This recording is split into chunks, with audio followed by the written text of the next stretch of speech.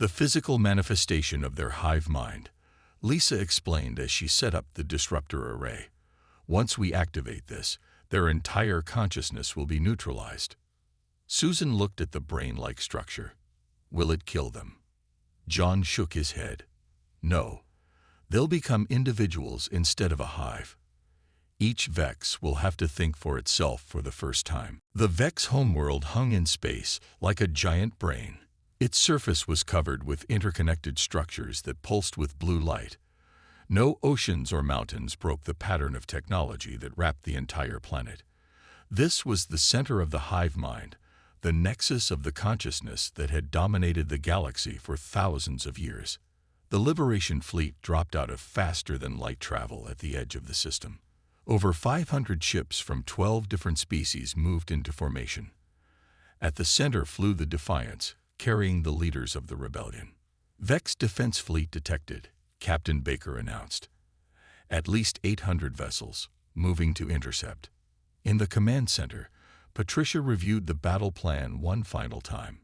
Remember, this isn't about destroying their planet. We need to reach the central nexus and deploy the neural disruptor array. The plan utilized the unique abilities of all allied species. The Narration ships, with their advanced stealth technology, would create a gap in the Vex defenses. The powerful Drakon warships would push through this gap, creating a path for the human strike team to reach the surface. And at the critical moment, humans would serve as the psychic jamming force that would disable the Vex coordination. All ships, commence attack, Alan ordered. The greatest space battle in galactic history began.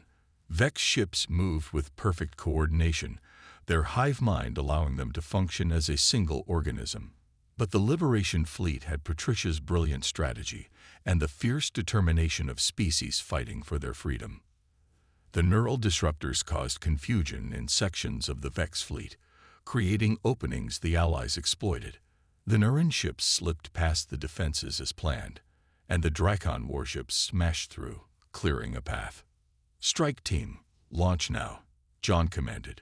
A small, fast vessel broke away from the Defiance, carrying John, Lisa, Susan, and a team of specialists from different species. Each member wore an enhanced neural disruptor.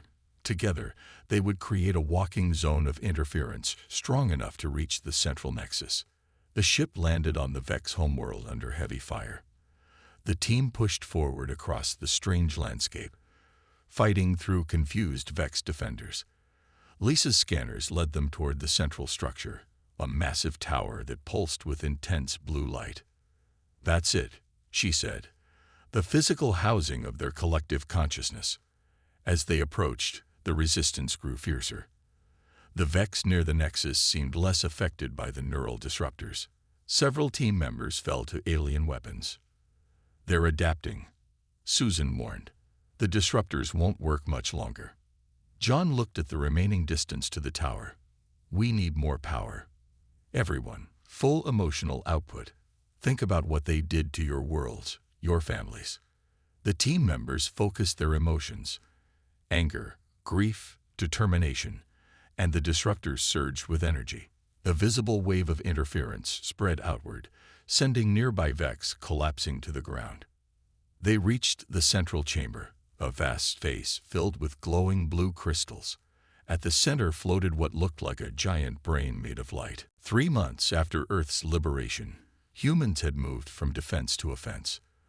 The captured Vex ships, modified with Gary's propulsion technology and Lisa's neural weapons, formed the core of the newly created human defense fleet. John stood on the bridge of the flagship, a massive Vex cruiser now called Defiance, and watched as Earth grew smaller behind them. Their mission was bold: strike at nearby Vex outposts and free other species who suffered under their rule. Intelligence gathered from captured Vex archives had revealed the true extent of the alien empire. Dozens of worlds had fallen before Earth, their populations either eliminated or reduced to controlled specimens. "Fleet reports ready for jump," said Captain Liz Baker, a former commercial pilot who had shown remarkable skill at handling the alien vessels. John nodded. "Take us out, Captain." The human fleet vanished into the darkness of space, using the Vex's own technology against them.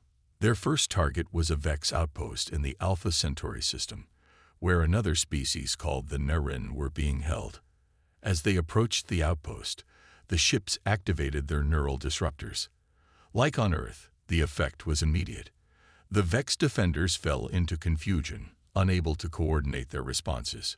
"Launch boarding teams," John ordered. Human forces, wearing space suits equipped with personal neural disruptors, entered the Vex facility. Inside, they found something unexpected.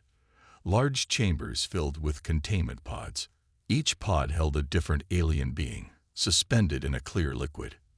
"They're collecting species," Lisa reported over the comm as she examined the pods.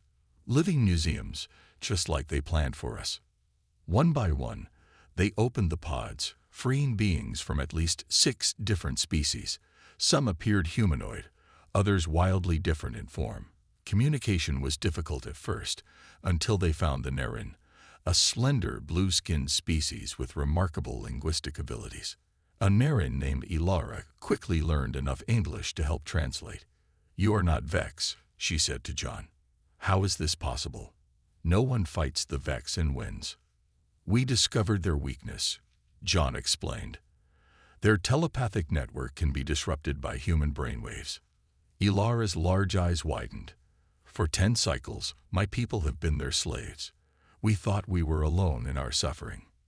"Not anymore," John said. "We're building an alliance. Will your people join us?" Word spread quickly among the freed species. Each had their own stories of Vex domination, their own reasons to fight back. Within days, the human defense fleet had grown into something new: the Galactic Liberation Front. Back on the Defiance, Susan coordinated research teams composed of scientists from multiple species.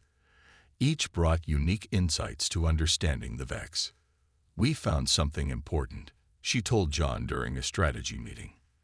"The Vex aren't just connected telepathically. They're a hive consciousness with a central point of origin." She displayed a star map with a bright spot marked in red. "This is their homeworld, the nexus of their collective mind." Patricia studied the map. "If we could strike this world, we could free the galaxy permanently," John finished. "But the task wouldn't be easy. The Vex homeworld would be heavily defended, and the human fleet, even with their new allies, was still outnumbered. They needed more ships, more fighters, more allies." John took on the role of diplomat, traveling to worlds the Vex had subjugated or threatened. On each planet, he shared Earth's story, how humans had been pushed to the breaking point, and how they had fought back and won. Some species were hesitant, afraid of Vex retaliation. Others joined immediately, eager for revenge or freedom. With each world that joined the alliance, the Liberation Front grew stronger. "We don't have to defeat their entire empire," Patricia explained during planning sessions. "We just need to reach their central nexus and disrupt it. Once their hive mind falls, the rest will follow." As the Alliance fleet grew, the Vex responded with increasing desperation. They abandoned outlying systems to consolidate their forces around their homeworld. For the first time in their long history, the ancient species was on the defensive. 6 months after Earth's liberation, the Galactic Liberation Front was ready for its final push. Ships from 12 different species gathered at the edge of Vex space. At their center was the Defiance, carrying the humans who had started it all. John looked out at the assembled fleet and thought about how far they had come. From a small resistance hiding in the shadows to the leaders of a galactic rebellion, all because humans had finally reached their limit and snapped. 2 weeks after the Andes mission, the world was unrecognizable. Cities burned as humans fought back against their Vex overlords. Earth's puppet government had collapsed entirely. Vex facilities were under siege across the planet. The careful system of control the aliens had built over decades had shattered in days. The Resistance headquarters hummed with activity. New recruits arrived hourly as the movement grew from a small band of rebels into the center of human resistance. Alan had been recognized as the de facto leader of the Free Human Forces, coordinating attacks worldwide from their hidden base. Gary burst into the command center, his face flushed with excitement. It's ready. The global neural disruption network is online. Everyone gathered around as he activated a large screen. A map of Earth appeared, covered with pulsing blue dots. These are the orbital platforms we've been secretly building and launching for the past year, Gary explained. Each one generates a neural disruption field. Alone, they're just pinpricks. But together, he pressed a button, and the map showed a blue haze spreading to cover the planet. Together, they create a protective bubble around Earth. Will it stop the Vex reinforcements? John asked. Patricia studied the display. Their ships rely on telepathic coordination. Without it, they'll be flying blind. Their technology still works, but their advantage of unified consciousness will be gone. Lisa looked impressed. You built this in secret. How? We had help, Gary said. Scientists, engineers, workers at Vex facilities who sabotaged parts, redirected resources. More humans were resisting than anyone knew. They just needed a signal to move together. Alan's communication officer interrupted. Sir, we're detecting multiple Vex ships entering Earth orbit, a full battle fleet. The room fell silent. This was the moment they had all been waiting for and dreading. Activate the disruption field, Alan ordered. Gary nodded and entered the final command. The orbital platforms powered up, sending waves of amplified human brainwave patterns into space. On the screen, they watched as the blue haze enveloped the approaching Vex fleet.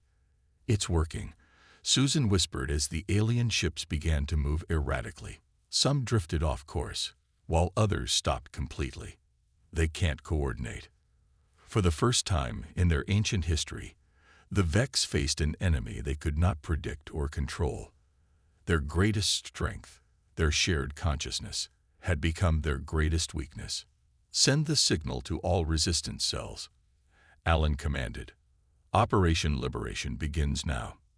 Across the planet, human military forces that had been in hiding moved into action. They targeted the confused Vex troops and captured their technology. Some Vex fought back with their advanced weapons, but without their telepathic coordination, they were outmatched by human determination. In the command center, Patricia coordinated the global counterattack. Major Vex bases in North America have fallen. Europe reports 60% of alien facilities under human control. Asia is fighting hard. The Sol Resistance has captured 3 Vex ships intact. John watched the reports flood in with a mixture of awe and disbelief. We're actually winning. The Vex never prepared for this scenario, Patricia explained. Their entire strategy relied on keeping us divided and controlled. They never imagined what would happen if all of humanity united against them at once. A new alert sounded. Lissa checked the incoming message. The resistance in Cape Town has captured the Vex regional governor. They're demanding to know what to do with it. Alan looked at John. You're our diplomat. What do you suggest? John thought for a moment. Keep it alive and secure. We'll need someone to negotiate with when this is over. Negotiate? Susan asked, surprised. After what they plan to do to us? We're not fighting to become like them, John replied. We're fighting to be free. There's a difference. Outside the command center, they could hear cheering as more news of victories arrived. The neural disruption field had changed everything. For the first time in human history, the entire species fought together against a common enemy. As night fell over the Atlantic, the skies above Earth glowed with the lights of disabled Vex ships. Some had been captured by human forces. Others drifted helplessly in orbit. The Vex reinforcements, expected to crush the human rebellion in hours, had instead become prizes of war. The day humans finally snapped would be remembered across the galaxy as the day an ancient empire faced something they had never encountered before. A species that, when pushed too far, didn't break. It united. The Andes Mountains rose like giants around the Vex communication hub. Snow covered the peaks, but the facility itself sat in a cleared valley, its metal towers reaching toward the sky. From their hiding spot 2 miles away, Alan's team watched through binoculars. "That's our target," Alan said. "The primary Vex communications center for the entire southern hemisphere." John, Susan, Lisa, and Patricia huddled around the map display. After the successful Australian rescue mission 3 weeks ago, the resistance had grown stronger. Patricia's strategic mind had given them new insights into Vex weaknesses, while the freed prisoners had joined Humanity Unbound, bringing their own skills. "The hub has 3 layers of security," Patricia explained, pointing to different sections of the facility. "Outer sensors, inner guards, and a central core where their main systems are housed. We need to hit all 3 at once." Alan nodded. 3 teams, then. John leads Team 1 through the main entrance with the neural disruptors.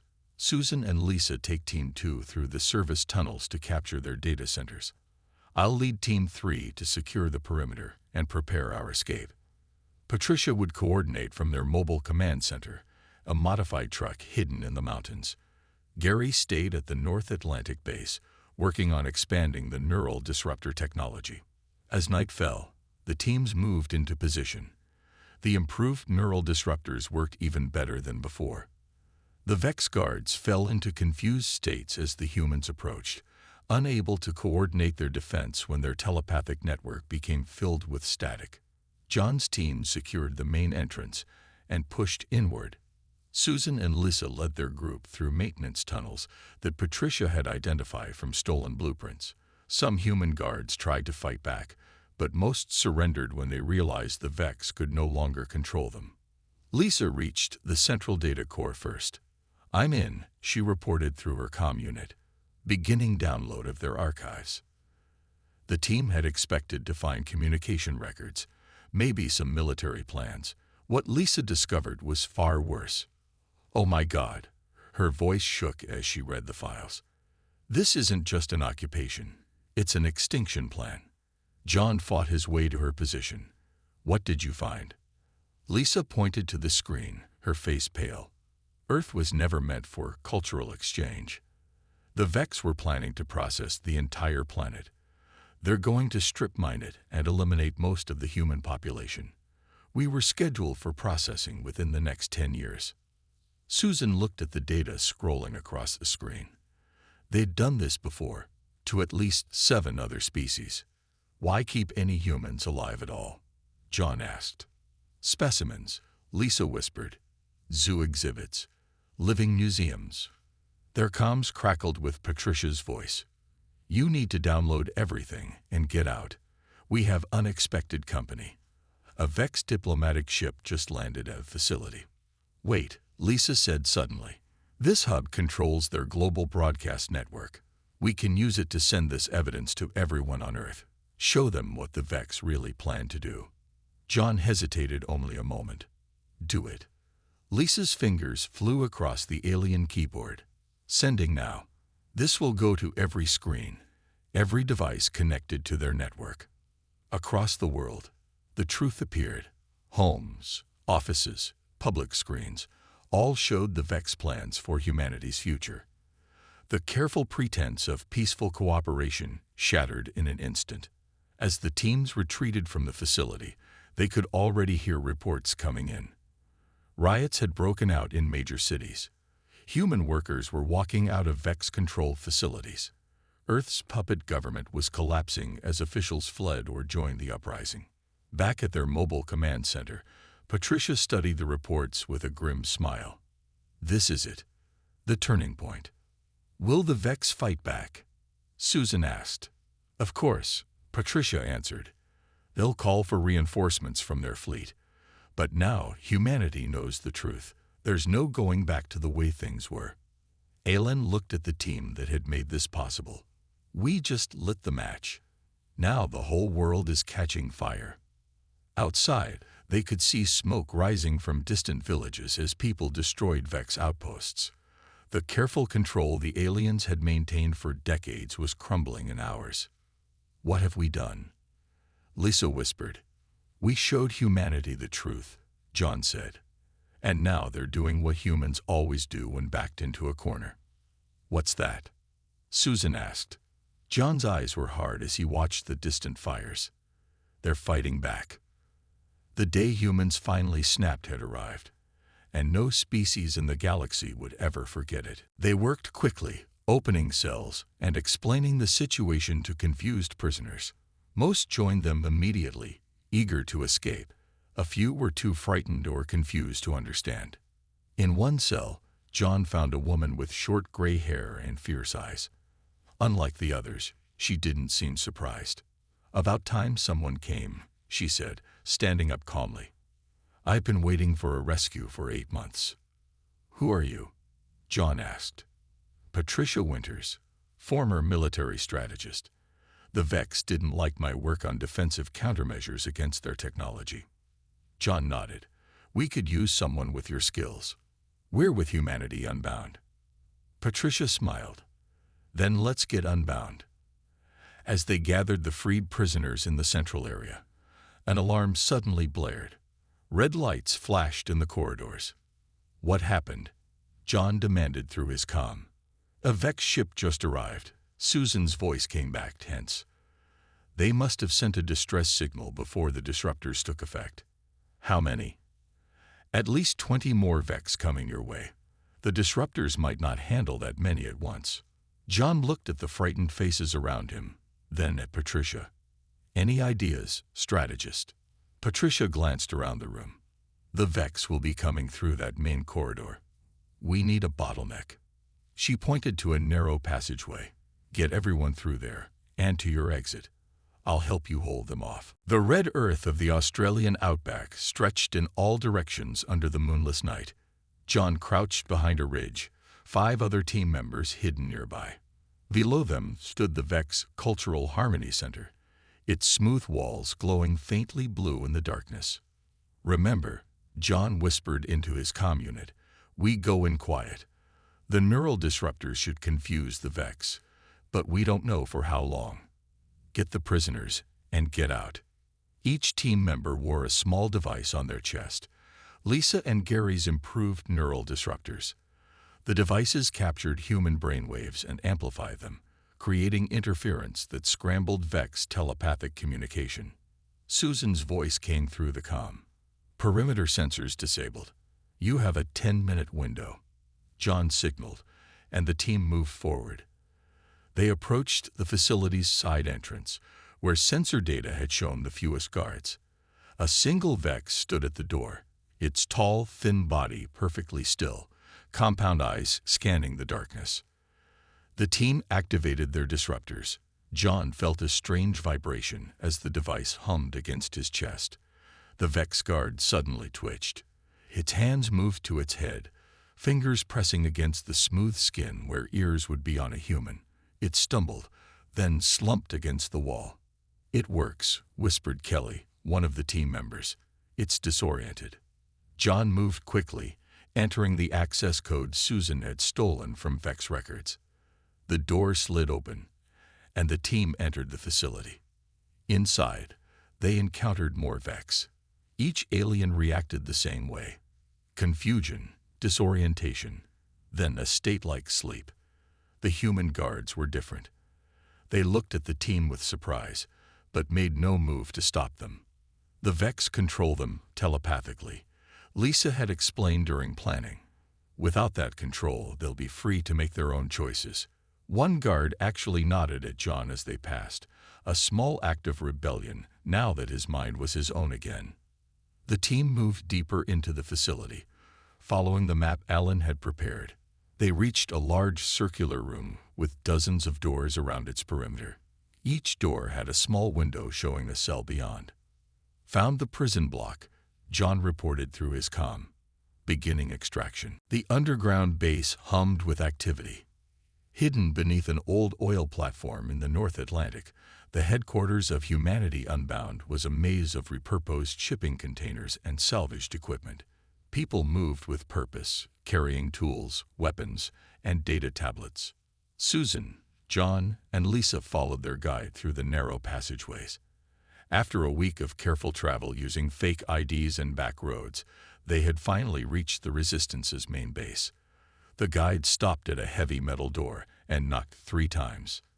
"Enter," called a deep voice from inside. The room was simple. A metal table covered with maps and data pads, several chairs, and walls lined with communication equipment. Behind the table stood a tall man with gray-streaked hair and a face hardened by years of struggle. "Alan Brooks," the man said, extending his hand. "Former commander, United States Navy. Now I lead what might be the last free humans on Earth." John shook his hand. "John Carter. This is Lisa Morgan and Susan Wells." Alan's eyes landed on Susan, Mars colony survivor. "We thought everyone was lost." "I wasn't at the colony when it happened," Susan explained, "but I saw everything. I have proof it was deliberate." For the next hour, they shared what they knew. Susan showed her recordings of the Mars attack. John presented his records of disappeared scientists and silenced politicians. Lisa explained her discoveries about Vex physiology. "The Vex are telepathic," Lisa said. "They communicate and coordinate through a shared mental network. But human brainwaves can disrupt this network under the right conditions." She pulled out a small metal device from her bag. "This prototype amplifies human neural patterns. In my lab tests, it created significant interference with Vex communication samples." Alan nodded. "That matches what we've discovered. Human emotions, especially strong ones like fear and anger, create static in their network. That's why they keep us calm and controlled." He pressed a button on the table, and a holographic map appeared in the air. "We have cells in 12 countries now. Small groups gathering intelligence, sabotaging Vex operations, and rescuing humans from rehabilitation centers." John studied the map. "You're more organized than I expected." "We've been preparing for 3 years," Alan said. "But we needed a weapon. Now, thanks to Lisa, we might have one." A young man rushed into the room. He wore wire-rimmed glasses and a lab coat stained with grease. "Sorry I'm late," he said, out of breath. "The propulsion test ran long." Alan gestured to the newcomer. "This is Dr. Gary Mitchell, former NASA physicist. Now he builds our tech." Gary nodded to the group, then turned to Lisa. "Dr. Morgan, your research is brilliant. I've been studying the copies Alan sent ahead. I think I can improve your neural disruptor design." Lisa smiled for the first time in days. "I'd appreciate the help. The prototype works, but it's limited in range." "That's where my work comes in," Gary said. "I've been developing advanced propulsion systems using modified Vex technology, but the power cells I've created could amplify your disruptor signal exponentially." Alan pointed to another part of the map. "We've identified a Vex facility in the Australian outback. They call it a cultural harmony center, but it's actually a prison holding hundreds of humans who've discovered too much about the aliens. We've been planning a rescue operation," he continued, "but without a way to neutralize the Vex guards, the casualties would be too high. With Lisa's technology, we might finally have a chance." John studied the facility's layout. "I've seen reports about this place. Heavy security, at least 20 Vex guards with human collaborators." "We'll need a test run," Susan said. "A smaller target to prove the disruptors work in the field." Lisa and Gary looked at each other. "Give us 1 week," Lisa said. "We'll make enough disruptors for a small team." Alan nodded. "Then we make our first strike. If we can free those prisoners without firing a shot, it will prove humans can fight back. And the people we rescue will strengthen our ranks." As the meeting broke up, Susan felt a strange mix of fear and excitement. After watching her friends die on Mars, she had never expected to find hope again. But looking around at these determined faces, she realized the Vex had made a terrible mistake. They had pushed humans too far, and now humans were pushing back. Susan Wells stood at the window of the shuttle as it entered Earth's atmosphere. Below her, the blue planet looked peaceful, unaware of what had happened on Mars. Her hand shook as she clutched the small data drive in her pocket. Evidence that would never see the light of day through official channels. 3 days ago, Susan had been collecting soil samples 5 miles from the colony when the Vex mining ship arrived without warning. She had watched in horror from the ridge as the accident unfolded.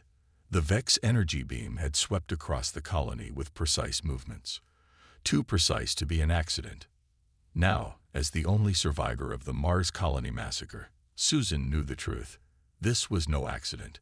The colony had been asking too many questions, developing too much independence from Earth's Vex-controlled government.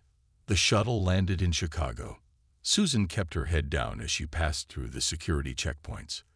The Vex guards didn't look at her twice. Just another human returning from an off-world assignment. They didn't know she was supposed to be dead. Susan found a cheap hotel and paid in cash. She needed to contact someone who could help. But who? The resistance was just a rumor to most people. She had one name, passed to her by the colony leader months ago. Just in case, Lisa Morgan, a xenobiologist working in Boston. Susan used a public terminal to send a message to Lisa's work account. Nothing suspicious, just a request for a meeting about a research opportunity. She included the code phrase the colony leader had given her regarding the red soil anomaly. 2 days later, Susan sat in a coffee shop near the Boston harbor. She recognized Lisa from her profile picture the moment she walked in. Tall, with short brown hair and alert eyes that scanned the room before landing on Susan. Lisa sat down without ordering. "You're not from the university," she said quietly. "Mars colony," Susan replied. "Or what's left of it." Lisa's eyes widened. "The accident. But the reports said everyone." "I wasn't there when it happened," Susan cut in. "And it wasn't an accident." She explained what she had seen, then slid a small data chip across the table. "I recorded it all. And I found more in the colony database. Other accidents at human outposts. Always the ones showing independence." Lisa pocketed the chip. "I found something too. Something about the Vex physiology. We need to talk somewhere safer." She paused. "And there's someone else you should meet. He works for them, but he's one of us. John Carter." That evening, they met John in an abandoned warehouse by the docks. The building looked empty from outside, but inside, the basement had been converted into a secure meeting room. When Susan shared her story, John's face grew dark. "It matches what I've been seeing," he said. "Reports disappearing. Questions unanswered. The Vex are hiding something big." Lisa connected Susan's data chip to a secure computer. "Look at the pattern," she said, pointing to a map showing all the accident locations. "They're systematically eliminating human outposts that show too much independence." "They're thinning us out," John said, "keeping us controllable while maintaining plausible deniability." Susan felt cold. "What do we do?" "I've made contact with others," John explained. "People fighting back. They call themselves Humanity Unbound. Their leader is a former Navy commander named Alan Brooks." "Can they help us?" Susan asked. Lisa nodded. "They already are. My research on Vex physiology.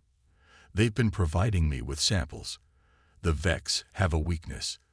Their neural systems are vulnerable to certain patterns in human brainwaves. Strong emotions, especially anger, create disruptions in their telepathic network. So humans can hurt them just by feeling." Susan asked. "Not exactly," Lisa said, "but I'm developing a device that could amplify those effects. Turn our emotions into a weapon." John looked at both women. "We need to get you to Alan's base. They need to hear about Mars, and they need Lisa's research." As they made plans to leave the city, Susan stared at the map of accidents. So many dead. So many lives erased. Something stirred in her chest, a burning anger she had been suppressing since Mars. The Vex had pushed humanity too far. And soon, they would learn what happens when humans stop running. John Carter stared out the window of his office at the silver spires of the Vex embassy. The alien buildings always looked wrong against the Earth sky. After 10 years, he still couldn't get used to them. He adjusted his tie and turned back to his desk, covered with reports from around the world. As Earth's senior liaison to the Vex Confederacy, John spent his days translating alien demands into human terms. The Vex never called them demands, of course.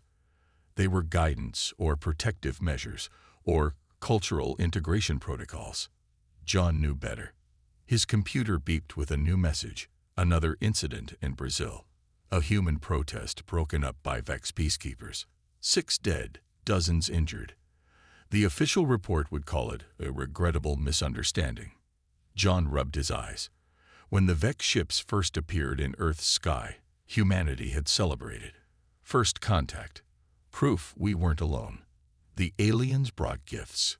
Medical technology, clean energy, solutions to hunger. But there was always a price. Cultural exchange, they called it. Vex advisors in every government. Vex teachers in schools. Vex overseers in factories. Before anyone realized what was happening, humans couldn't make important decisions without Vex approval. Too volatile for self-governance, the aliens had explained. We only wish to help you reach your potential safely. John's phone rang. He answered to hear the voice of his old friend, Peter Kim. They shut down another lab, Peter whispered. University of Michigan. The whole physics department. Said they were pursuing destabilizing technologies. Anyone hurt? John asked. No, just careers destroyed. Equipment confiscated. John wrote it down in his private notebook. Not the one the Vex could scan. His real notes, on real paper, hidden in his apartment. I'll look into it, John said, though they both knew he couldn't do anything official. After work, John took a long route home, making sure he wasn't followed. The Vex had eyes everywhere, but they couldn't watch everyone all the time. Not yet. He stopped at a small grocery store run by an old woman named Betty. She nodded at him as he entered. He bought bread, milk, and eggs, placing them on the counter. My sister's jam didn't sell well today, Betty said, the code phrase they had arranged. John nodded. I'll take a jar. Betty reached under the counter and passed him a jar of raspberry jam. Inside, hidden among the fruit, was a data chip from the Resistance. At home, John locked his door and checked for bugs. The Vex technology could be anywhere. He had bought special equipment on the black market that could detect their surveillance. Tonight, his apartment was clean. He plugged the chip into a modified tablet that couldn't connect to any network. What he saw made his blood run cold. Photos from a lab at the Vex Science Center. A human woman in a white coat leaned over a microscope. Lisa Morgan. He recognized her from news reports. She was a famous xenobiologist who worked with the Vex. The images showed her looking at slides of Vex tissue samples. The notes attached explained their discovery. The Vex nervous system had a unique vulnerability. Strong human emotions, especially fear and anger, created patterns that disrupted Vex neural pathways. That's why they kept humans calm, controlled, and separated. The final image was a map showing Vex facilities around the world. One was circled in red, a place in the Australian outback, officially listed as a cultural harmony center. The Resistance believed it was actually a prison for humans who had discovered too much. John saved the information to an encrypted drive and destroyed the chip. Tomorrow, he would need to find a way to contact this Lisa Morgan. If her research was real, humans had a weapon the Vex never expected. For the first time in years, John felt something dangerous grow inside him. Not just anger, but hope. Maybe humanity wasn't finished after all. Maybe they could still fight back.